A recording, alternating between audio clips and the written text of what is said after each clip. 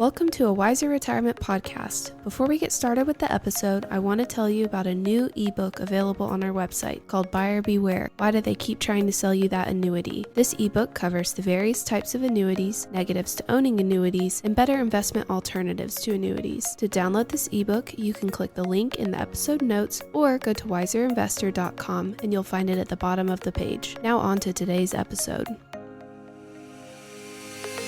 Welcome to a Wiser Retirement podcast, where we believe the best financial advice should always be conflict-free. I'm your host, Casey Smith.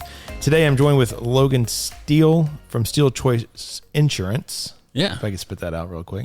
You got it. Thanks, Casey. Thanks for having me again. This is visit number 2. I think our record might be 3 or 4 with Randy Hargett at our long-term care guy. But we'll get there eventually. Happy to have you back. And today, I wanted to talk about the state of healthcare and what's going on there. You helped us with our corporate renewals here recently, so I feel like I'm front and center on a lot of healthcare things going on right now, just because I was forced to be.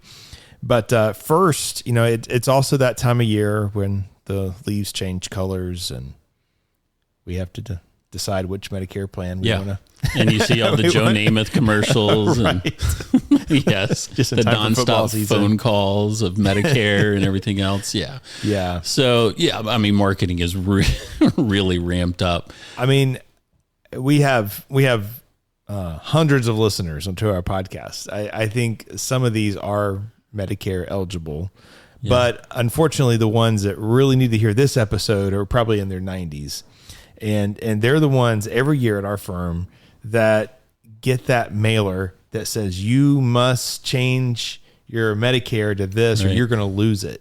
Right. And it's like, it's a really slick advertisement, and they end up changing their policy. Happens all the time. I have clients that it happens every single year. And I have people to call me and say, oh, I got this new card in the mail, and they just randomly got signed up. Yeah. Or a son or a daughter calls and says, oh, my mom's plan got changed somehow. Yeah. But they've gotten a lot slicker. I mean, it's, the calls are relentless. Right. A lot of people are calling in to these, TV commercials that they see because they see, oh, you can get everything. You can get your groceries paid for. You can get your rent paid for. You can get free dental. You can get free vision. And, some of those plans include that. But, there's trade-offs there that, usually that's not being communicated as clearly as it should be when they're speaking with that individual. So if you have elderly parents, this is the time of the year to tell them not to change anything unless they need to. We'll talk about that, but unless they need to. But we've had a lot of changes in Medicare, and it's important, especially for the sons and daughters out there that are helping their parents with Medicare. Communicate that a lot of the information that they're receiving is going to be just pure marketing. Medicare is not going to call and ask you to update your information. They're not going to send out letters requesting information. They already have your information. Right. We have open enrollment coming up. What happened around this time of the year? So we're talking in September now. So before we get into that, who's eligible for Medicare? Oh, sure. Because we get people confused all the time on, I'm on Medicaid. It's like, you're not on Medicaid. A lot of people. Medicaid's for poor people. Right. Yeah. Medicaid. So low income individuals for Medicaid. Medicare is different. So Medicare is a, federal program, as opposed to Medicaid's more state program, but Medicare, typically for individuals 65, would be initially eligible to enroll in Medicare, as long as they have 40 credits, which most people would. A credit meaning that they've paid into, the system through an employment for 1 quarter. Yeah, right. So 10 years worth of employment. So you can get either through your own record or you can get through a spouse if you've been married for at least a year and that spouse is 62 or older. Some individuals will get it through a spouse, kind of like Social Security. So you'd be entitled. Those individuals under Part A at no cost. So Part A is the hospital side, and then Part B is for the doctors, right? So there is a cost or a premium for Part B. Right. Some people don't pay if they're lower income. So if they have Medicare and Medicaid, they're typically not paying it. But for most individuals, most Americans, they're paying that Part B premium, and that changes each year. Yeah. So that's one thing that we have coming up. is the new Part B premium amount and the new Part B deductible. Hasn't officially been announced yet. They're speculating it's going to go up about $10 or $15. So it's like $165 now, so right? About $175 a month. Exactly. And but if you make more money in retirement, including your IRA withdrawals, yes, you have IRMA, so that will continue to increase your payout. So and I'm sure pretty big gap though between 165 and the next level. There is, yeah. So for most individuals this year, if it's I think 197,000, they go back 2 years, so they're still looking. In 24, they're going to be looking at your 22 tax return, your modified adjusted gross income, which I'm sure you can help them determine what that was, and determine what the premiums are going to be for that given year. So it's around 200,000 for an individual. For a husband and spouse, married couple. If they're 197 or higher this year, they haven't announced it next year, but it'd be around 200,000. Yeah, and it goes up from there. So that's when you're looking at your financial planning. Does it make sense to do a Roth conversion? Does it, make sense on how much you're going to be deducting from your IRA? Because that can have a direct impact, and you might be shooting yourself in the foot because you're having to pay in this other side for higher Medicare premiums. Yeah, that makes sense. Yep. All right. So then they have what we're going to talk about today. The renewal of is the Part C Medicare Advantage plans, right? Yeah. So Medicare it's really going to be enough. That's in addition to Part A and B. It is. Yeah. So there's a few ways you can receive your Medicare benefits. You can either receive them through Part A and Part B, which covers in general about 80% as an oversimplification. You can fill that in with a Medicare supplement plan and a prescription drug plan. So that's one direction someone would go. They would have A, B, Medicare supplement to help cover all or most of that missing 20%, plus a prescription drug plan. So the things that original Medicare A and B do not cover for would be for retail prescription drugs, which is also Part D. You get that through a private insurance company. They don't cover for dental. They don't cover for vision for the most part. So that would all be separate coverages. So I kind of describe it as insurance a la carte if you're going the Medicare supplement route. The other way to receive Medicare is through a private insurance company, which would be Part C, otherwise known as Medicare Advantage. So that would be through a private insurance company. They now take over the management of your Medicare benefits. You still have Medicare. You just kind of think of it as the advantaged version of Medicare. So that's going to look very different across different plans, across different companies, across different, not only states, but even counties. You'll see a big difference. So when you see these now, kind of going back to our initial conversation, when you see these national television commercials saying you can get all these benefits, well, yeah, that might be for 2 counties in Florida, but not necessarily in the county where you live. Yeah. And there really can be a big difference. But that could be overwhelming. There's so many choices. There is, yes. It gets very overwhelming, and it's very difficult for, the average person to do the shopping on which, if they're looking at Medicare Advantage, which plan is going to be best. Because unlike Medicare Supplement that is on a very standardized plan design, Medicare Advantage are going to be very different from one plan to the next, especially when you start talking about some of those bells and whistles like the dental and the vision and prescription drug coverage and gym memberships and grocery allowance and a lot of these newer benefits that have really just been added in the past 5 or 10 years on many of these plans. So they've become more popular. You actually have more individuals that are signing up for Medicare Advantage that are when they're turning 65 than they are for Medicare supplements. So they're becoming a bigger part of really the overall system. And we've seen some changes too. So, as far as new legislation that we've had, the Inflation Reduction Act that was signed last year, a lot of the provisions of that have to do with Medicare. So, this has been talked about in the news quite a bit. You have the reduction of, they're trying to reduce the cost of prescription drugs. That's really the biggest one out there. Of all healthcare categories out there, for people that are Medicare, prescription drugs is the highest out-of-pocket expense. So, it makes sense for them to start in that area. We've had some of the provisions go into effect this year for Medicare. So most people know of the insulin savings program. So that's under Part D, which you would either have under a standalone prescription drug plan or you would have under Medicare Advantage. On most Medicare Advantage, not all Medicare Advantage include prescription drug coverage, but for those plans, $35 would be the limit on the monthly amount for insulin, as long as that insulin is listed on the formulary. So it's not necessarily every single insulin is on there. I think there is some confusion on that. So it is important when somebody's looking at a drug plan, whether it be, again, a standalone or a Medicare Advantage, is look up your medications, figure out, make sure you understand what the expected cost is going to be on that plan for the next year. And that's what people are doing, really come October 1st. So October 1st to December 7th, you'd be able to shop those new plans. You'd be able to look up those prescriptions, see what tier they fall into, see what your estimated cost is going to be.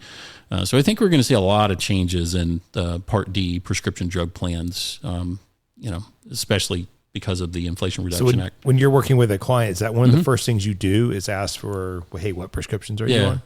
Exactly. Yeah. So I'll run a detailed report. We'll look up the tiers. We'll cross-reference that against different plans.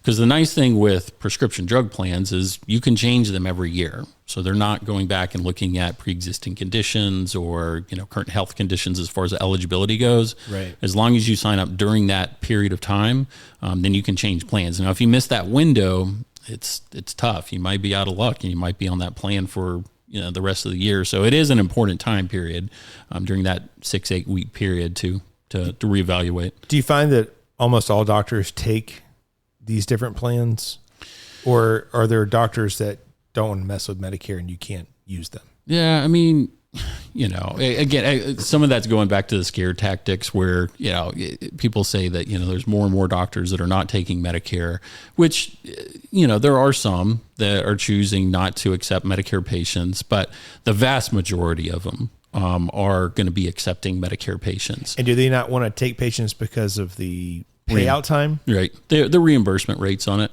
Yeah. So are going to be lower than, say, like a corporate plan. A lot of providers are going to want to take those corporate plans, especially they're going to be richer in benefits and, maybe pay out a little bit quicker on it.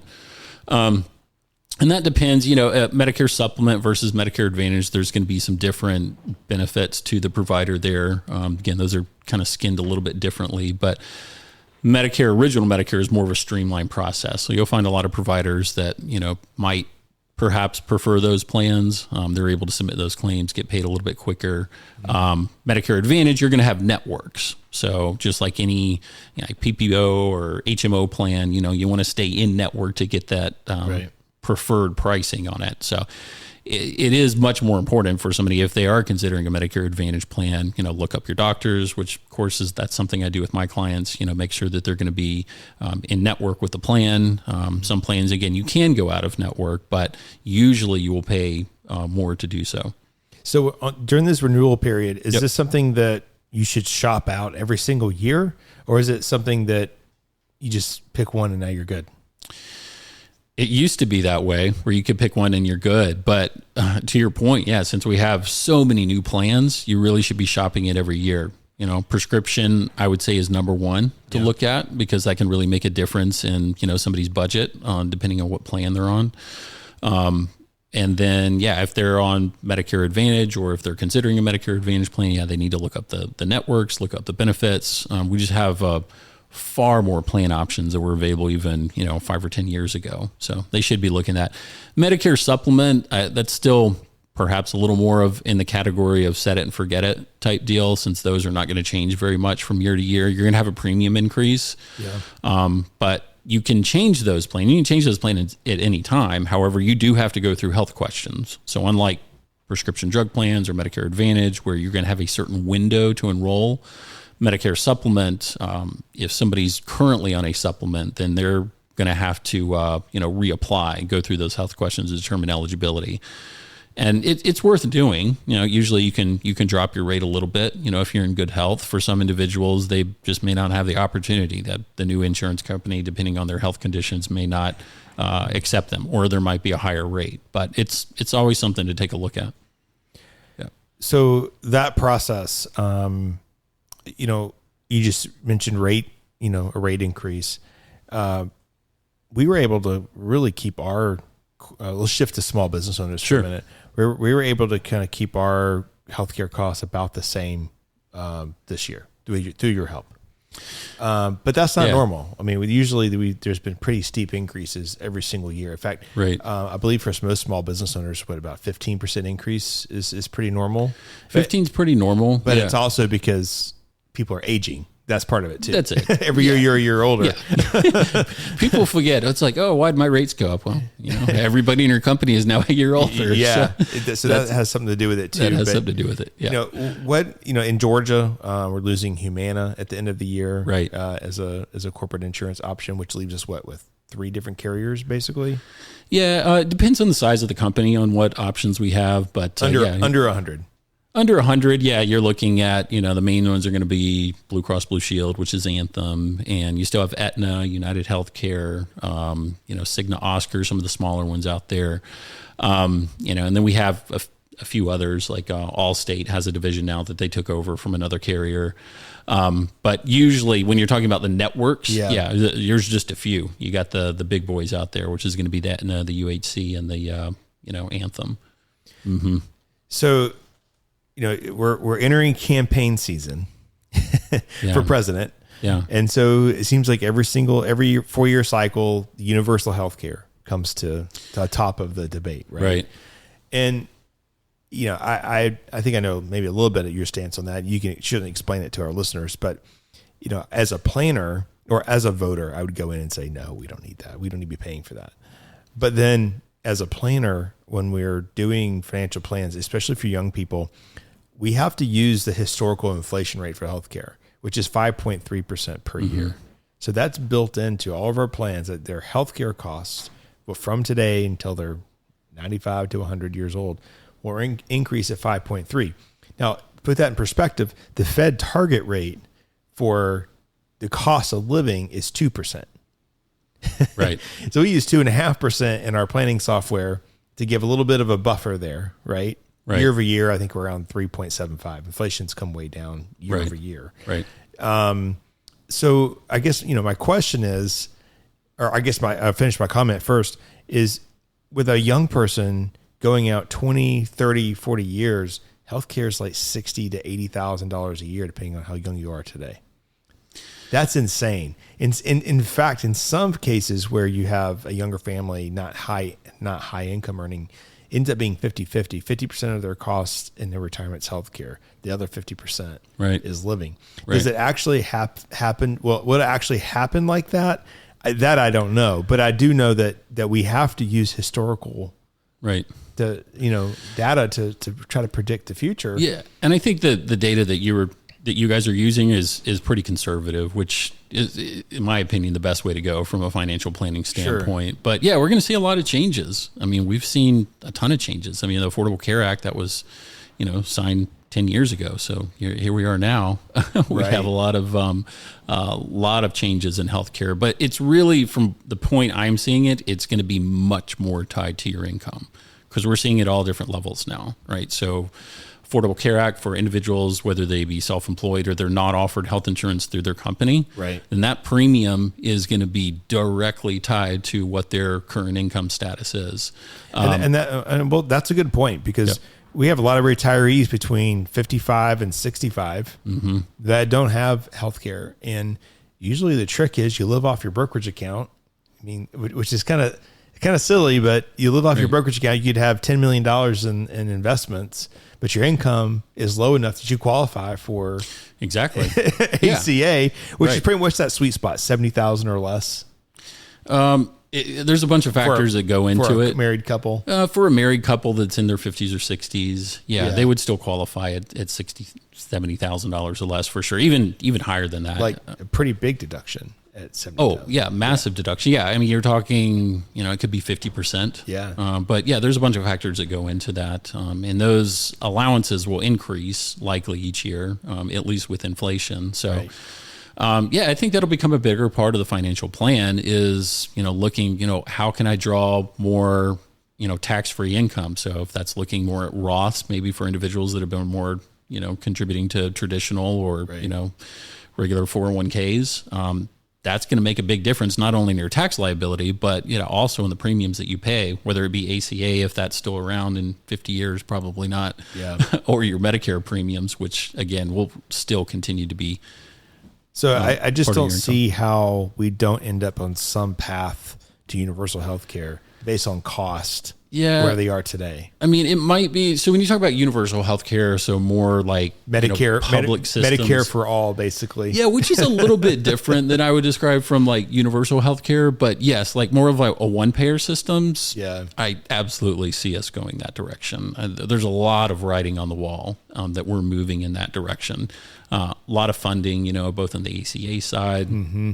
And the Medicare side. So, I mean, the systems are already in place there, for us to have a one-payer type system, and we're not putting millions of Americans out of jobs like me and the insurance companies. Right. You're really just going to have insurance carriers that are going to be managing it, right? And they're just going to be compensated by Medicare, which is what you have on Medicare Advantage and what you have now on ACA.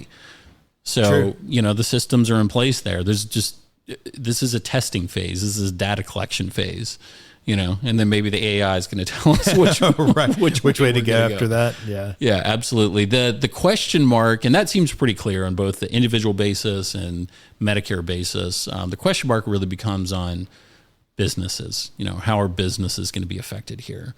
Because the small business owners could get squeezed. They have been squeezed. The small business owners are the ones that have been squeezed the most with the Affordable Care Act, with just all the changes in, inflation, far outpacing, healthcare inflation, far outpacing inflation. So, the small businesses are going to be the ones that are going to be hit the hardest. So I'd really like to see more, assistance there. But they're trying to skin it in a bunch of different ways, for some small businesses. I've always wondered, with small businesses, so insurance is ranked by your age, right? And then kind of like a group. So if there were coal miners, you might pay higher premiums than people who were working at a sewing factory. For sure. So I guess my point is that as financial planners, you could take all the financial planners across the country and create a group and say, we're going to insure this class of people, and that's your massive group. It would be all the small business owners as part of a, why is that never happened? So is it political because it goes across state lines? Is that the problem? No. So I guess the closest thing that we have to that would be like association plans. Okay. Yeah. So we'll have association plans where there'll be, but those plans are weak. A group of dentists. Well, some of them are, some of them aren't, but the problem is the people that buy into those plans are going to be the ones with the health conditions. That's true. So it doesn't matter the industry, right? Yeah. So even if you have, for example, you have the, several dental associations here in Georgia, right, that allow individuals to buy into it, but it's the people that with the higher health conditions that are paying into it because they're willing to pay up for it versus going to the Affordable Care Act. So that in turn increases the rate. So it's not an easy problem to solve. For sure. Interesting. Yeah. All right. Well, maybe that's the difference. But every year at renewal, I'm always like, why don't we just form a bigger group to get the discount? Yeah. I just need to form my association of healthy people. we'll call it that, the Small Business Healthy People Association. Well, we used to have so right when the Affordable Care Act started, we had the high risk pool, which I thought made perfect sense. Individuals that, were at a much higher risk rather than bringing up the rates of all the other individuals that were maybe at normal risk or low risk under the plan, put them in a separate category and have higher federal funding. Made perfect sense, but it went away. I was only around for 2 or 3 years. Yeah. Yeah. It just wasn't utilized. So maybe we'll come back to something like that. So what is the breaking point on the system, do you feel like?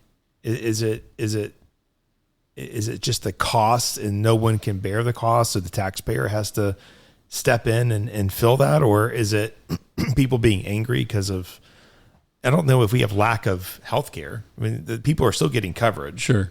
Just maybe not at the cost that they want. Yeah, I think a lot of it is going to have to do with the economy. We saw kind of a taste of it with COVID, right? So you had all these furloughs and layoffs and, people having access to care and, not being able to schedule surgeries. And, it was kind of an eye opener at that point. But I think the breaking point is probably going to be just costs. I think it's going to start with the business owners. I think they're the ones taking the big brunt of it right now. But again, there's just not an easy solution. But we're moving closer and closer to a one payer system. It's just a matter of kind of bringing taking my political beliefs out of it. It's just a matter of just kind of bringing everybody together to understand that that's inevitable, in my opinion. I think that's where we're going to go. What do you think that does to the medical profession? Because I feel like that. Yeah. What happens with them? Do they become unionized or something? Oh gosh. Because you think about if it's a one payer system, right? Everyone's fighting for those resources. Right.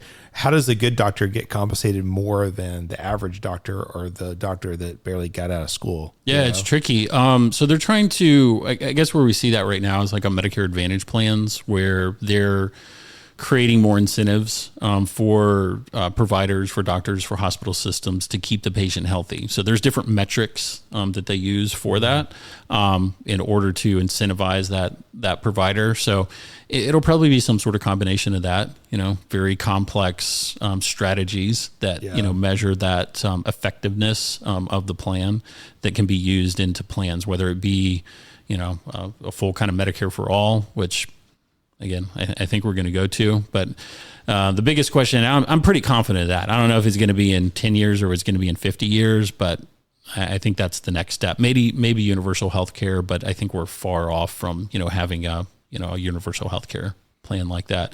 But again, it'll just be sneaky. It'll just be one little thing at a time to the next. That's the way it's been. We're pretty much there. Well, you remember, back when they tried to sell, it was an oversell. Yes. Yeah. So it was like, oh, we're going to have universal health care. So we're going from like 5 miles an hour to 150 miles an hour. Right.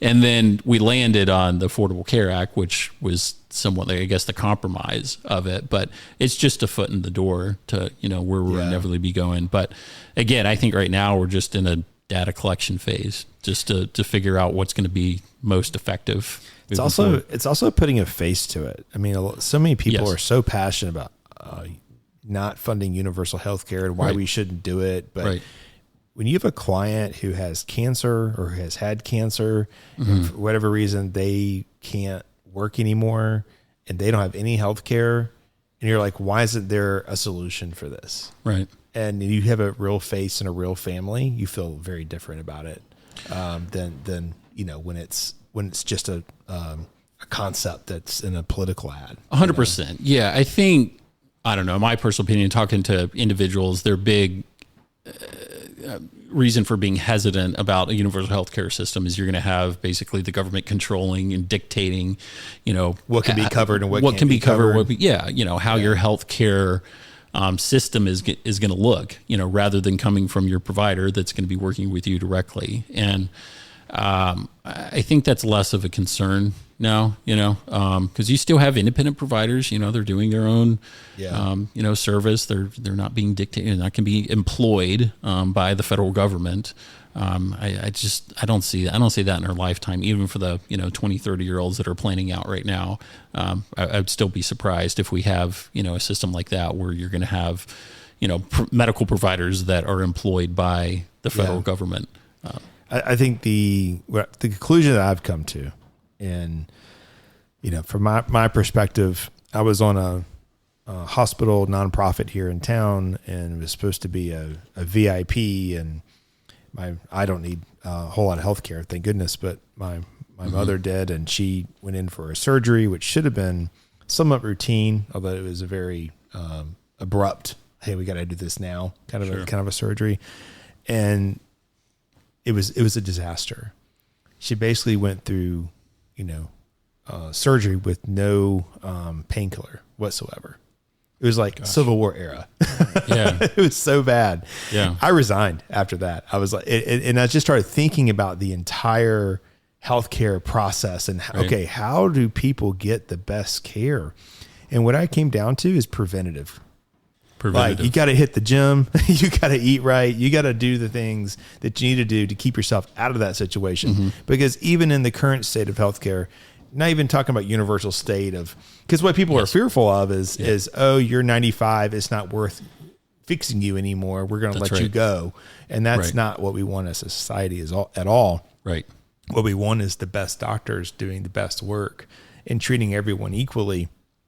And what I experienced was, okay, I'm supposed to be, in this case, preferred patient, right? Mm-hmm. And my whole reaction to the whole situation was, what if I was a Mexican in town? I barely spoke English and I needed to have this surgery, which is plausible for anyone of any age to have this surgery that was done on her. Where is their voice? I'm still angry about it.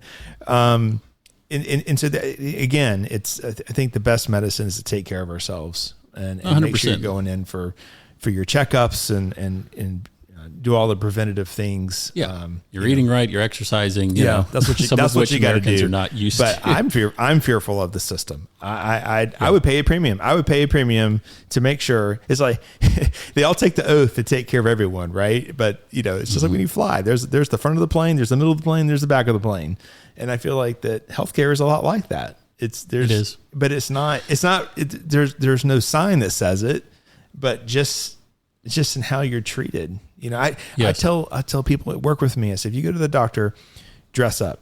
And they're like, what? You go to the doctor, you're sick. You walk in your gym shorts and a t-shirt. And I said, no. You dress like you're going to work. And what you'll find is that you won't have to wait as long. They'll see you faster and they'll treat you differently. I like that. And that's a good tip. The person came back and was like, you're right. I didn't wait at all. I went straight in. That's a good tip. I was like, walk in there like you own the place and you get a little different treatment. And so but it shouldn't be that way. And I don't know how you fix it. Maybe it's human nature. I don't know. But the whole hospital process it scares me. I'll go visit people if they'll let me in the door. But every time I'm in there, I'm like, I don't know. I don't know about this whole system.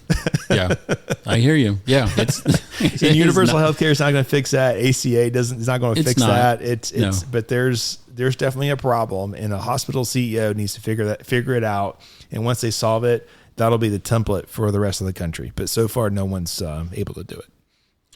That's my 2 cents. I agree. The state of healthcare. I agree. Yeah, no, it's a massive challenge. It's a massive challenge. But I think we're improving. I don't know. Silver lining. Maybe. I obviously with social media, I think social media improves service in a lot of areas. Because you can only, I did not go to social media about any of my issues. I have a podcast, but I was a little perturbed by the whole thing. And when you talk to clients, when they come in, we have thousands of clients that pass through here every year, and they all have their stories. And I'd say a lot of them are positive about experiences about local healthcare, but a lot of them are not so much. Right. Yeah, you'll find that kind of going back to Medicare. I mean, a lot of my clients, I tell them like, you're going to be relieved. You've been paying to the system all these years. You finally get to take advantage of it. Yeah. So most people see that, hey, wow, this Medicare works great, regardless of where they go. I'll clarify that this has nothing to do with Medicare, this story. This is the service provider. Right. As far as financials go in Medicare, it's actually a great system. I was trying to convince someone recently. They said, "Oh, I'm doing Medicare. That's terrible." I'm like, "What's terrible about it? If you fall and have a hip replacement on Medicare, I think it's like $7,000, something like that, or maybe less. Where corporate insurance, you'd hit your max out of pocket in a and if somebody has the right insurance on playing like a hip replacement, they're paying virtually nothing. Nothing. Okay. Likely less than $1,000. Okay. Well, you just proved my point. So cost wise, it's a great. It's great. And it's just, having that access to care. So us being more metropolitan area, it's going to look very different than, maybe rural Oklahoma. Right. Right. True. So that's going to make a major difference in the care, the access that you have. For some of those individuals, I'm likely going to, recommend a different plan for them versus, what I would recommend here. But having that overall main access to care is the biggest issue. And that's kind of going back to what you're talking about. So you're having more people that are traveling for it. They're going out to MD Anderson, they're going to the Mayo Clinic. And if they're not on the right plan, they're not going to have access to some of those places. So Yeah. Well, that's what I learned today. I would have thought you have just, worked really hard when you turn 65, pick the right policy or plan, you just stuck with it. And so what I learned today is that probably should be evaluated each year. So thanks for bringing that to our attention. And Logan, if our listeners want to get in touch with you, how do they find you? Sure. So they can go to my website, steelechoice.com, STEELE. choice.com. Welcome to give me a call. There's a spot on my website where they can schedule a call, 30-minute consultation, and go through any questions they have. Welcome to email me anytime. So I'm local here, offer all the same plans that Joe Namath offers, but able to help out individuals more on a local basis. Joe probably doesn't answer the phone, so you answer the phone. I doubt it. Yeah. I answer the phone. All right, Logan. Thanks, Casey. Thank you for coming on. We'll put your link to your website in the show notes below, and a couple of other podcasts if we want to learn more. Episode 155, key things to know about Medicare enrollment. Episode 111, differences between Medicare A, B, Medigap, and Advantage. That's a great episode if you want to learn more about the details of this, and we touched a little bit on it at the beginning of the podcast. Thanks for listening to today's episode. If you're interested in learning more about Wiser Wealth Management, I want to schedule a consultation to meet with one of our fiduciary financial advisors. You can do so by going to wiserinvestor.com, or you can click on the link in the episode notes. Thanks, guys. See you next week.